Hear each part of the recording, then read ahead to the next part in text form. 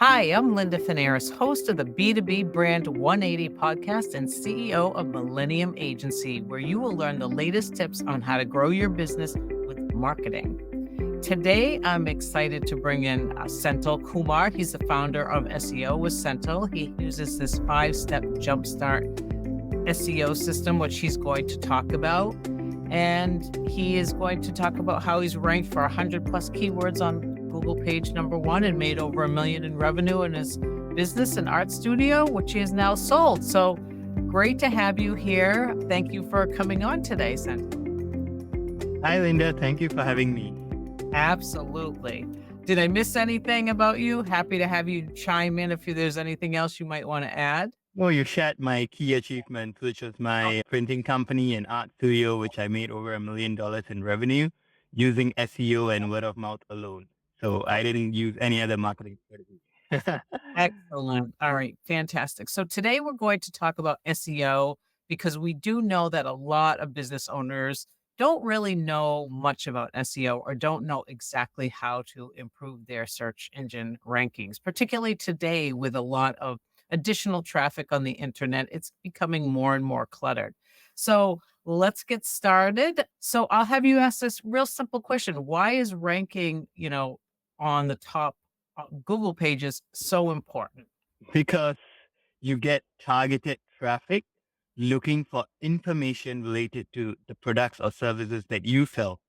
And because these people, they are already searching for information related to services or products in your niche, they already have a stronger buying intent as compared to someone on Facebook or Instagram who are just scrolling these social media platforms for fun. So not just that, when you attract these potential buyers using SEO, you don't need to pay more and more money to ads or whether it's Google ads, social media ads. You don't have to keep paying more money to attract more leads. And once you start ranking on Google, even though the first 6 months to 1 year where you start establishing those Google rankings may be challenging, once you rank these keywords on Google, then the maintenance part is a lot less time consuming. Right. And you still get to enjoy the benefits of SEO or SEO done well. If you did it well, you get to enjoy the benefits of it 1, 3, 5 years down the road, even after you stop putting in so much effort into it. So that's my favorite part about SEO because I don't like to keep having to put in a lot of time and effort and keep tweaking something, right? Yeah. Right. That makes sense. A lot of times companies will choose keywords that are really competitive. Do you have any ideas or strategies for companies that may find that they're up against a lot of other similar companies and they just can't compete and stay on top of it because of the amount of content they're putting out, because of the SEO that they're putting behind it? Yeah. So Linda, your question itself has a mistake that many of these companies are making, which is to go for a highly competitive keyword right at the beginning. So what I tell my clients is if you're going for a soccer competition and you haven't even won your local league, for example, I'm from Singapore, and Mhm. if Singapore hasn't even won in the Asian League and they're trying to compete in the World Cup, it's going to be really challenging, right? Right. So always start off with less competitive keywords. That's a way to check the competition. And then once you start ranking for less competitive keywords, then you slowly work on the more competitive keywords. So this way, the less competitive keywords helps you to establish some baseline traffic and authority, and then you build up to the more competitive ones. And this way, you will already be getting traction, leads, and sales for your business when you start ranking for the less competitive keywords, and it takes much less time. And I think a lot of companies do it the other way around. They look at their competitors, see exactly what they're ranking for, and say, "Oh, I want to rank for that too." But that is really not the right strategy. And it is good to really consider those, I guess I'll say less competitive keywords that where you would have an opportunity to rank. And maybe you can explain Exactly. to our audience why that is, why number one, why it works and why that's important. So it works because Google wants to show the best results for any keyword that people are searching for. And many of these less competitive keywords, they are forgotten because people don't aggressively work towards writing great content for these keywords.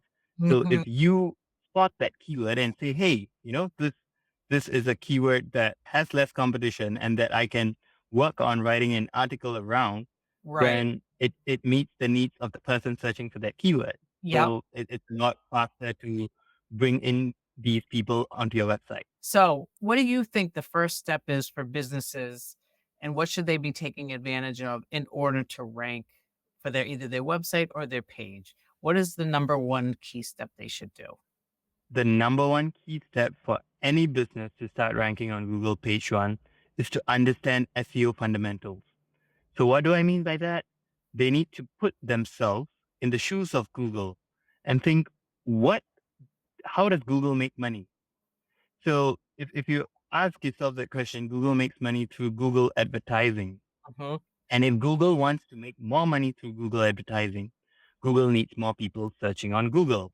Correct. So if Google wants more users, more people spending more time on Google, then Google will want to choose the most relevant and engaging content that people love to rank organically on Google. So if you understand this core principle of what Google wants to earn the trust of people searching on Google, then all the other steps become so much easier because anytime you get stuck during the process, you always come back to the fundamentals and ask yourself, if I were Google, then what would I do? So, what do you think people miss when it comes to SEO? What are some of the things that you've noticed that they actually mistakes that they might make, or what they miss when they're trying to rank with SEO? You You mentioned one of the mistakes earlier, which was keyword research. So Mm. that's the second step. After you understand the fundamentals, you need to get the keyword research right, and you Mhm. can check for the keyword demand, also known as keyword search volume. Yep. And then you can check for the keyword competition. Yep. So sometimes people cannot find keywords that are less competitive to begin working on. Mhm. And there's one more aspect of keyword research, which is understanding the profitability element of a keyword. Let's say someone was searching for why invest in corporate team bonding or why is corporate team bonding important? Then Mhm. they're just looking to find out more about why they should do it, for example, or they might be searching for some information around a product or service, Right. which shows that they are not inclined to buy that product or service yet. Whereas if, let's say, someone is searching for corporate team bonding activities in Singapore, they are obviously looking for corporate team bonding within their area, and they are much more likely to buy from you. Right. So you have to understand the intent of keyword searches. Mhm. So one mistake that businesses make is failing at the keyword research. The Mhm. second mistake they make is creating mediocre content. So remember I spoke about the fundamentals. Yes. Because many of them, they're just looking at what's already out there, or they're just looking at putting something relevant for that keyword out in the Mhm. shortest time possible. They Mhm. don't invest in the quality. Right. So I often tell my clients that mediocre content does not rank on Google anymore. You need to have outstanding content, and that's not easy to Yeah. And how would you find outstanding content for our audience? I mean, I think a lot of people think that they're creating outstanding content, but maybe they're not. Yeah, that's a great question. So the very first thing before you create outstanding content is to understand the psychology behind the person searching for a particular keyword Mhm. and really understanding your client so well and knowing what is the information they're going to need that perhaps your competitors aren't providing or that perhaps will add value to Mhm. the Mhm. person searching for that keyword. And then the next thing is, of course, making sure your content is viewable, scannable with images, not too clunky, bullet points, everything. It is comprehensive in the sense that they get everything they need from your Mhm. content. Right? Mhm. And the third thing is they don't leave your content piece. Let's say someone lands on your article and then they look at it and then they exit the page. It's an Right. indicator to Google that, hey, you know what? The bounce rate is seems pretty high, so it might not be good. So you have to look at these kind of key elements And of course, ask your customers as well, whether, like what can I have in my content to make it better? And another thing that I do, which helps, is also doing some competitor research Hmm. to find all the good elements your competitors are providing that you can take inspiration from and Right. then also add in what they're missing. Yep. So then you make it. So a lot of clients will focus in on long form content versus short form content. Do you have any feedback for our audience whether one is so can you do short form and actually make it really valuable and rich in great content and have the same equal value as a long form? So there has been research that long form content or content with a certain number of words tends to perform better than short form content. Mhm. But then again, I tell people that, like, stop worrying about the length as long as every word you add in the article is adding value to that person searching for that keyword. Right. If your reader is going to benefit from you making the content longer, Mhm. then definitely make it longer. But don't just stuff keywords for the sake of meeting some word count and compromise on the quality of your article. Yeah, so stay focused really on the quality. Yeah. Exactly. How often do you think companies should be updating their SEO? Maybe speak a little bit about images and alt tags and making sure sort of that back end of the website is optimized as well. Okay, yeah, that's quite a lot in one question, but I'll try my Yes. best. So, firstly, it's a myth that people have that you need to keep creating the content as a business owner to work on your SEO or do well in SEO.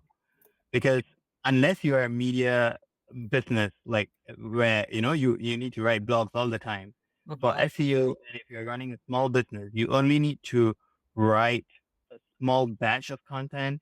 After you do the keyword research, it might be 5, 10, or 15 pieces of content based on your niche. And once you create that outstanding content, you do not need to keep creating new content, which is great news, right? Yeah. And the second thing is that you may need to make tweaks in the content and try to improve on the content until it ranks on Google. But once it's ranking on Google, then you just need to make sure that the content is up to date. So if there are things that are relevant or links that you have included in your content that is broken, you may need to go in and replace it. But apart from this maintenance, you do not have to keep creating new content. So to your second part of the question. So of course, when you create the content, it's the third step of SEOs, keyword research, and then the third step is creating the content. When you create the content, you need to put in the title tag, the description of your content. You need to make sure you have a URL that looks clean, and then these are some of the basics. And then the fourth step is making tweaks on your website in line with Google's on-page optimization best practices. So it might seem overwhelming, but what this means is that Google has a bunch of best practices. For example, making sure your website is mobile optimized, Right. which nowadays it's a given because like website builder platforms will help you build mobile optimized websites. Right. Making sure your website is too slowly, or it could be linking within your article, internal linking within your website, linking out to other articles as well on the web. So these are just a few of the best practices, but there are many of these that if you follow, it helps your content get seen much faster. Mhm. And finally, the fifth step is what you mentioned about links. So it's called backlink building, where you need to attract backlinks or build backlinks from other websites pointing to your website. So in simple terms, it's just getting referrals. And you don't want to be getting referrals from other fishy websites. You want to Right. be getting referrals from other good quality websites. Mhm. And this indicates to Google that, hey, this website is getting referrals from other good quality websites. So this website is good as well. Yeah, so do you think so that's a great point. When you're talking about SEO, what do some of these words mean to our audience if you want to talk about the volume and all of that? So there are a lot of words that sound overwhelming, but if Mhm. you look at it, if you break it down, It isn't that complicated. So like for example, there's this thing called title tag. Right. So they call it title tag, but I mean, if you want to explain it in simple terms, it is the title of your article, right? Most of the time, it's the title of the article that with the focus keyword that you're looking to rank for.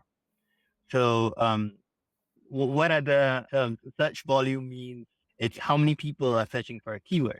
The one more that sounds scary, okay? It's called domain authority. So this is often used when you come to the last stage when you're doing backlink building. Remember I mentioned you need to get good quality sites linking to your website. So Mhm. domain authority means that it helps you see how established your website is Right. and how many basically the higher your domain authority, like the higher quality your website looks in Mhm. the eyes of Google. That's how I would simplify it, That right? makes So if you want to have a rough gauge of whether you should get a backlink from another website, you look at their domain authority and see is it higher than mine? or how many backlinks Even they have versus how many you have, so exactly, yeah. You can look at a few factors and then gauge whether you want the backlink from their website to your yeah, website. perfect. So, a final closing question.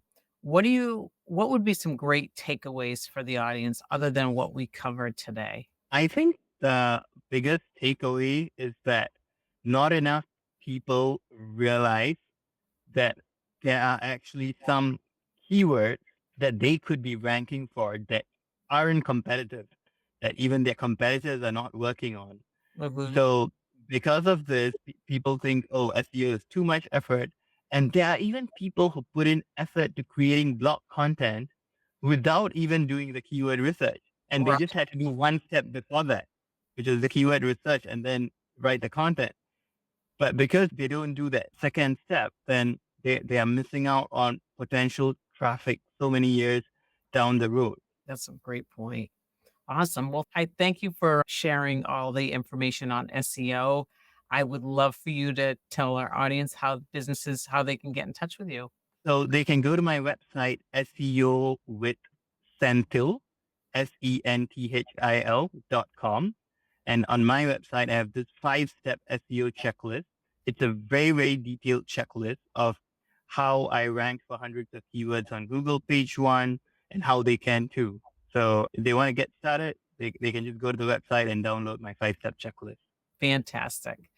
I just want to take a moment here and thank the audience for listening in. Again, I am Linda Finares, host of the B2B Brand 180 podcast and CEO of Millennium Agency. And you can visit us at mill.agency or connect with me on LinkedIn. Thanks again for listening to the B2B Brand 180 podcast.